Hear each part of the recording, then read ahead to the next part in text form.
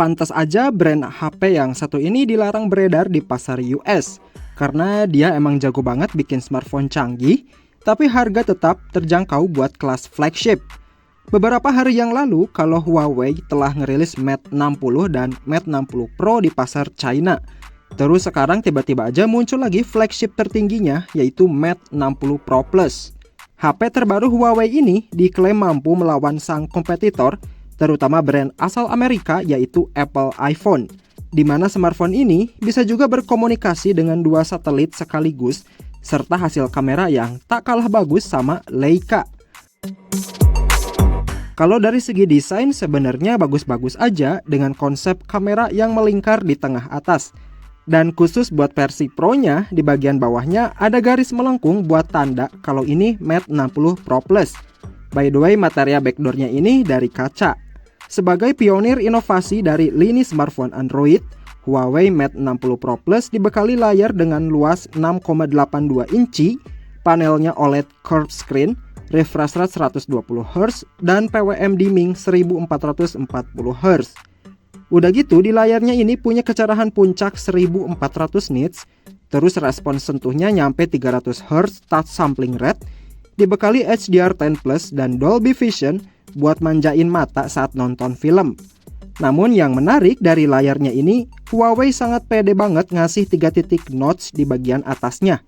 Nah, si notch-nya ini bisa diubah bentuknya kayak dynamic island kayak iPhone.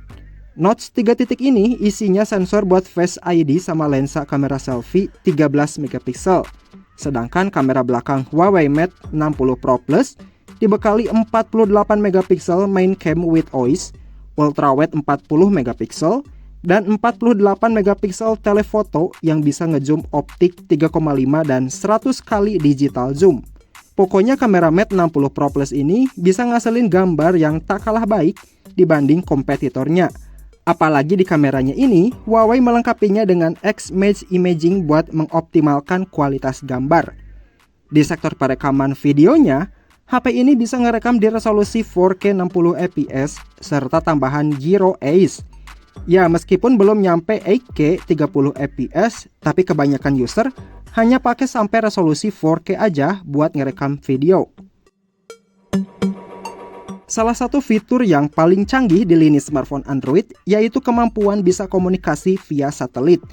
Memang sangat mirip dengan fitur SOS-nya iPhone, tapi di Huawei, mereka bisa dipakai buat voice call layaknya telepon pakai seluler. Keren banget nih, apalagi di iPhone, fitur voice call via satelit emang belum dihadirkan. Sedangkan buat chipsetnya, HP ini pakai SoC Kirin 9000S dengan fabrikasi 7 nanometer oleh SMIC Semiconductor. Chipset ini bisa ngasilin skor Antutu di angka 700 ribuan poin. Dipadukan dengan RAM gede di 16GB LPDDR5X, pilihan storage-nya ada yang 512 sampai 1TB UFS 3.1. Meskipun memori internalnya gede, tapi Huawei tetap ngasih slot kartu memori yang terbatas sampai 256GB aja. Di bagian softwarenya, Huawei tetap pertahanin OS buatannya yaitu Harmony OS 4.0 terbaru. Dan tentu buat dukungan aplikasi Google, sayangnya nggak support. Dan kalau maksa ingin pakai GMS, harus pakai trik tersendiri ya guys.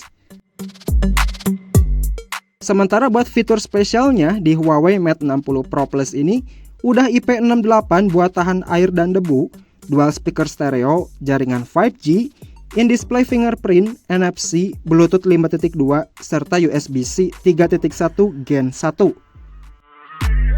Kalau baterainya, Huawei Mate 60 Pro Plus ini dibekali 5000 mAh yang tentunya udah support fast charging 88 watt, wireless charging up to 50 watt, dan reverse charging 20 watt. Kalau buat harganya di pasar China sana, HP ini dibanderol mulai dari 16 jutaan buat varian terendahnya. Dengan harga segitu, HP ini tergolong pantas buat bersaing dengan flagship merek lain di kelasnya.